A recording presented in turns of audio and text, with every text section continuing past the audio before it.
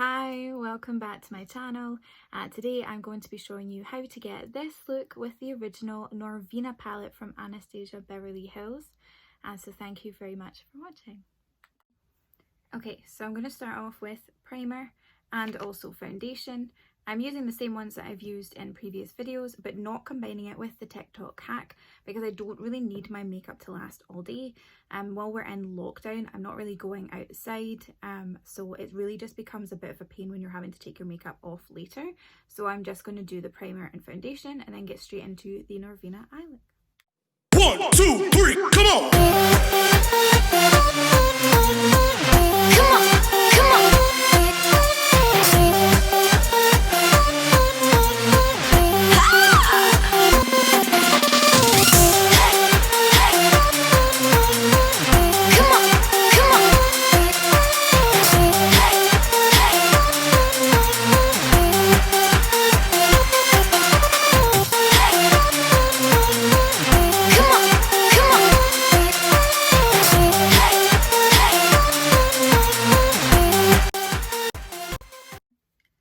Okay, so as you can see, that's quite a nice base.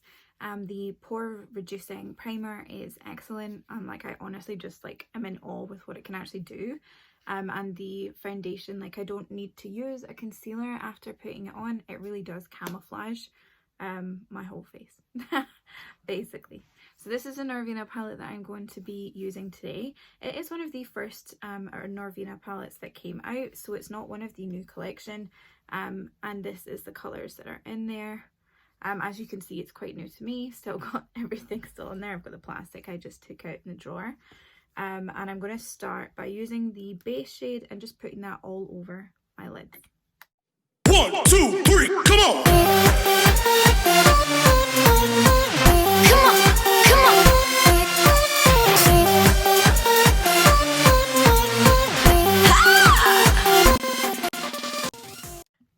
Okay, so now I've got base all over my lids. I'm going to go in with my pigment packing brush and the shade Passion. 1, 2, 3, come on!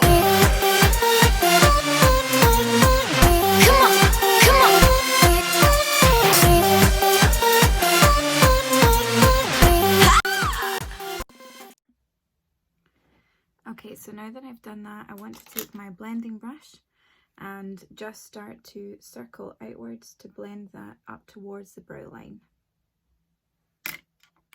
1, 2, 3, come on!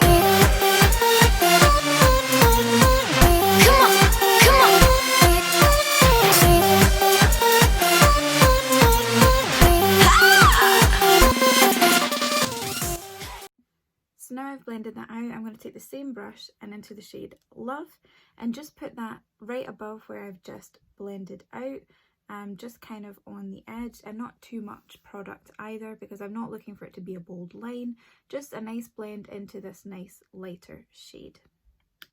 1, 2, 3, come on!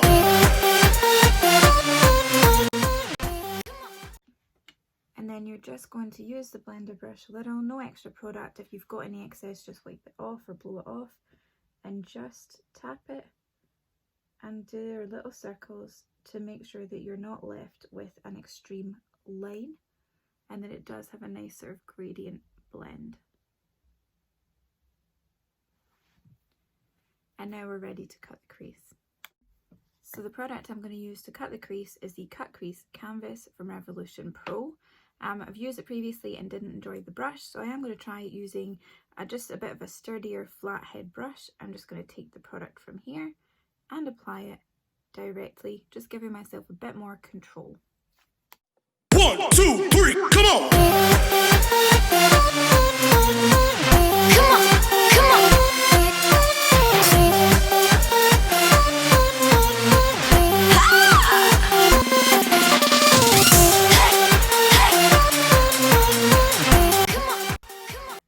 Okay, I'm not gonna lie, my eyes crazy shaking, so I did have to hold it in place, and it's still wet, but I actually think that doesn't look too bad.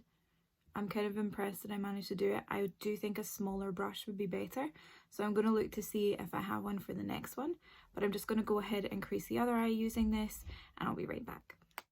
1, 2, 3, come on!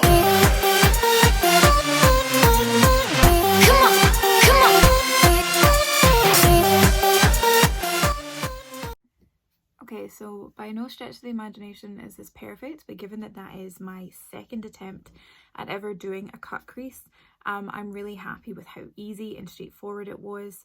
Like I said, I do think a smaller brush would have allowed me to do it a little bit easier, but also when I did the second eye, you might have noticed I didn't actually put any more product on the brush. So this eye was done with the leftover from the product that I'd used on this eye.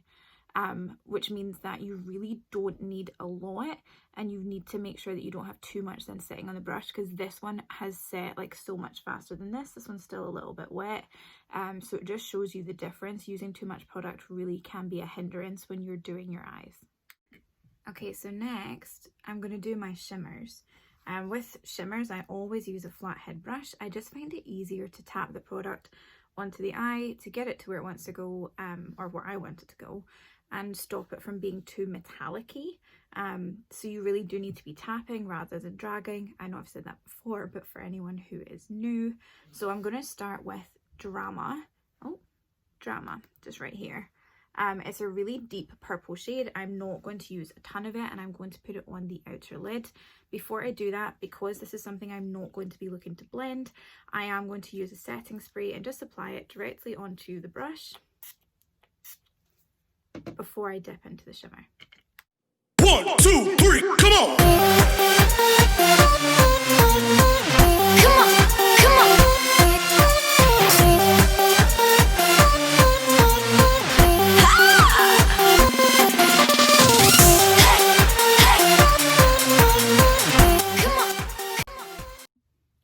So you'll see that what I've done is I've actually kept it away from this cut crease line because I do want to keep that.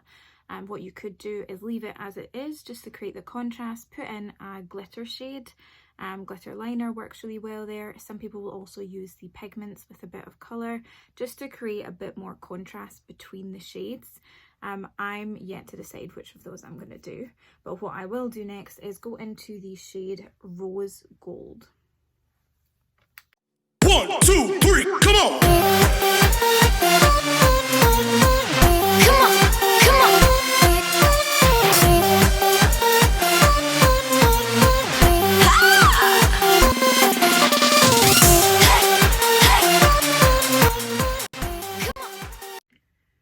What's really honestly beautiful about this palette is not just like these colours, because obviously they're stunning, but just how creamy the consistency is. You can really tell how high quality the palette is in comparison to competitors by how creamy it is, and obviously, unfortunately, the price point. But I am now going to go into Wild Child, which is altogether my favourite shade in this palette, and just put it to my inside of my lid. 1, 2, 3, come on! Come on, come on.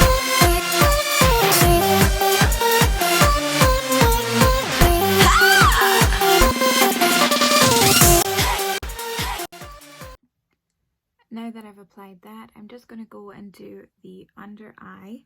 So going back in with Passion.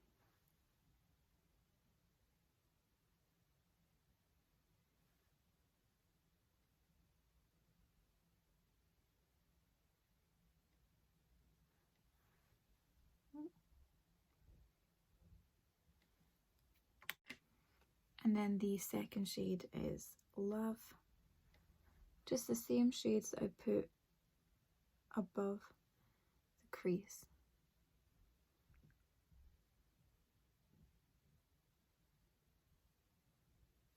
And the colour that I'm going to put just in the inside of my eye is called Dreamer. It's just this here. You always choose a lighter shade just to give it a bit of an extra pop.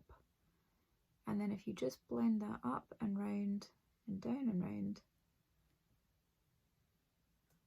once I've put the liner and mascara, you'll see like what sort of difference that makes.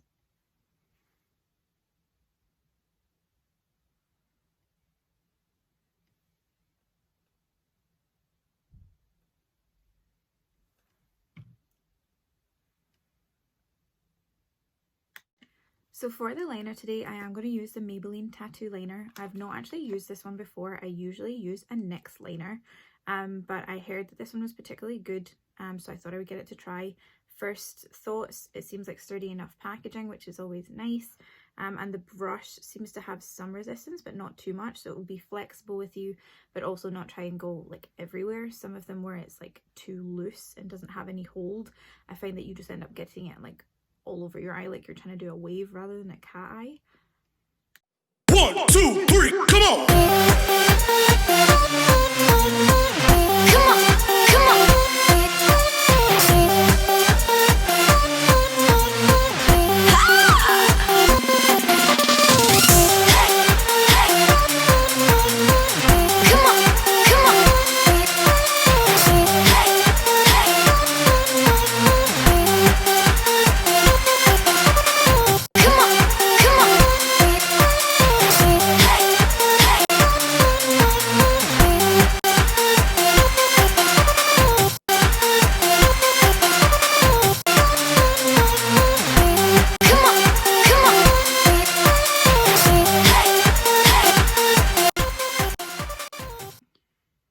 Okay, so for the mascara, I'm going to use the Lash Sensational. Again, I've not used this one before. It was just part of a promotion. The brush is slightly curved, which I like. Reminds me a little bit of the L'Oreal Million Lashes, the one in the gold tube, which is really good. So I'm excited to try this, and I'm just going to go ahead and do that now. 1, 2, 3, come on! Come on, come on.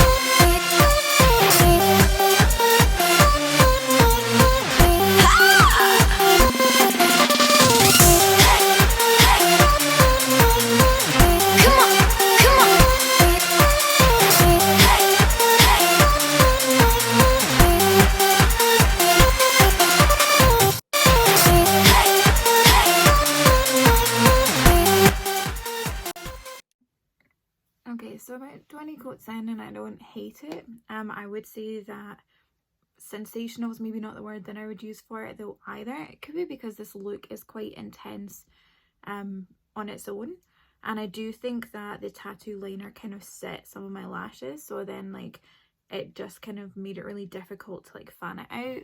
But just to give you an idea, like they are, I've got naturally quite long lashes and quite curly ones. I still think that it's worth the money to go ahead and get the TooFaced Damn Girl mascara or the Better Than Sex, which is obviously like a cult favourite at this point. But it's not all round a bad mascara. I would say it's useful to have in your drawer, and if you are on a tight budget when it comes to your makeup, it's probably one of the better ones that I've found so far. When I'm touching it just now, like I'm getting a little bit of payoff of the colour. And I've only just finished it, so it's not so runny that you're going to immediately see it underneath your eyes, or so fast drying that you find it difficult, if applying mascara is not the easiest thing for you, find it difficult to get the shape because it keeps setting too fast. So overall, yeah, pretty decent for a drugstore brand. Okay, so the lipstick that I've just used is the Melted Latex in Bite Me, a bit of a bolder lip than I would normally go for. And I'd also usually tell you in advance that that's what I was going to do on camera, but I'm using a new clicker with my tripod, and I took a picture instead of shooting my video. But here it is anyway. I've actually done it in a weird order because I am now going to go ahead and do my concealer, contour, blush and highlight, but I'm actually doing a TikTok right now for eyes, lips, face, and it says let me see them eyes, now let me see them lips, and then it says give me base, so like I had to do it the wrong way around. Okay, so if you've watched literally any of my content before, you'll know I'm a little bit of an obsessive for the Anastasia Beverly Hills Contour Cream Kit. I use it in fair because I am extremely pale, and I apply my light shades followed by my mid shades and then my medium and my dark very last. And the reason that I do it in that order is because it is just easier to blend out that way. I use a combination of a foundation brush and a beauty blender to get the full look, but I'm just going to speed that up. If you would like to see how I do that, there is a separate video on how I do it, but just use less product than I did in that video because I went overboard. 1, 2, 3, come on! Come on, come on.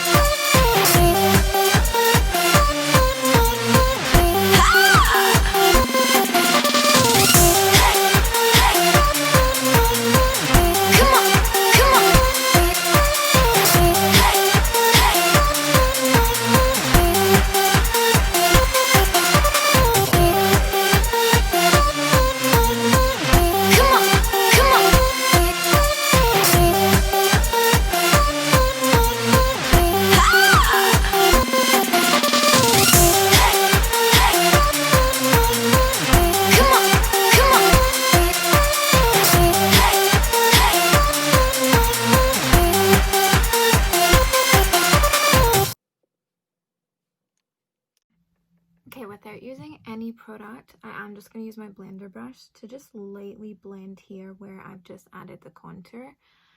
It's not really doing too much, it's just like blending the line with where I had just sort of created one because of the lighter shade, and it's actually worked really well.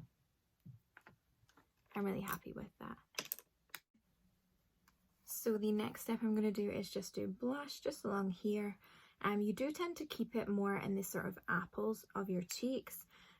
It just creates a better colour there and stops you sort of changing the shape that you've just created with the contour. So you just kind of take it to there. I find that this sort of brush is great for that because it automatically starts to blend it out and down, so it doesn't look like you've got like a harsh line of colour. Unlike with highlighter, like you do really want it to look super like blended into the face. So that's worked really well to do that. And before my highlighter, but after all of this, I then use my No Filter finishing powder, and I use a similar brush actually, but just a much larger version. These are both by Real Techniques if anyone is looking for brushes, but if you message me, I can definitely give you recommendations for some others that I have not been using in these tutorials, as well as obviously the ones that I have, because I have an excessive amount of brushes is basically what you need to learn. And I don't know how much that translates on camera, but what this does is similar to what the Pore-Reducing primer did, and it really just gives like a super airbrushed effect. It's my absolute hero product. It's actually quite difficult to get in the UK. I use it in shade Ivory, and you can get it on the NYX website. You cannot get it in the majority of stockists. I have no idea why. I think it's the best one that they do, so it's kind of disappointing, but we are where we are. So last but not least, I am going to use the Moonchild highlighter palette. It is also Anastasia Beverly Hills, so I guess this has almost become like an ode to them. And I do have a highlighting brush. It is unfortunately in London. I have a broken one here that I can show you the head of. I don't have it right next to me, but I'm just going to use this one anyway. What you're looking for is something that has more control, so to give you the line. So I am just going to pinch this brush when I'm taking the product off. You can just brush it normally beforehand. And I feel like I'm going to use Star. I was tempted to use Pink Heart, but I think that because it's so pinky that it would actually take away from this look. So I've just applied a liberal amount of Star, and I'm just going to pull it. And again, it's kind of up that same area that you've just put the blush. You don't want to start any further than really the middle of your eye. Otherwise you're not highlighting your cheekbones, you're just highlighting that you have a face, which is not the goal.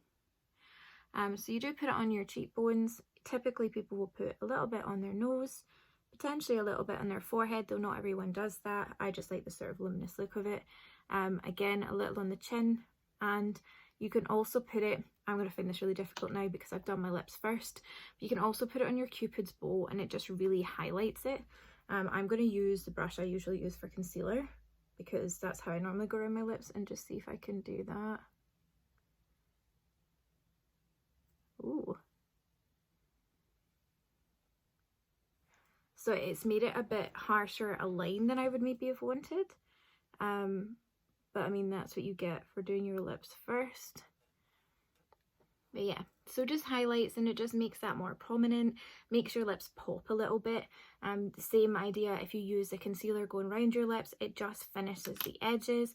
Works really well in something like this, which is more of a glossy finish, but I am a big supporter of the invisible line. So the invisible liner, it stops you kind of like clowning yourself basically. Sometimes when you're doing liner, you've done your lipstick so perfect and you're trying to just go outside the line and you go that little bit too far, and it goes from being this nice plumping overlined look to like a clown. Like there's no other word for it really, unfortunately. But it's just not quite the finish that you would be looking for. If you use a translucent liner, you don't have that same like issue. It's not going to be as big of a problem because you can't actually see the line. So I find that using that really helps. And like I said, concealer if you're using a glossy finish. Okay, so I'm so happy with this. I do kind of think that cutting my crease ended up being like pointless because I almost just blended it out. I am tempted to go in and do that little line that I've created, but I just love like the effect overall. I think it looks really glamorous. Like I feel quite beautiful with it on. It's like dramatic but not too dramatic, so I would feel comfortable wearing this kind of everywhere. I don't really do lashes, you might have noticed, because it's not something I want to have on my eyes every day. I think it's an expensive additional habit to have. I do have lashes, but I tend to save them for like big events, and my eye palettes, if I save them for big events, I will have them until like literally the day I die. So I want to be able to play with them and wear them every day and be able to wear it with a look that is just mascara. But yeah, so thank you very much for watching. If you like the content, you can subscribe below. As always, please leave any comments, questions, any of the rest of it, you can leave it below, or you can connect with me on any of my social platforms. The information will be in the description for this video. Thank you.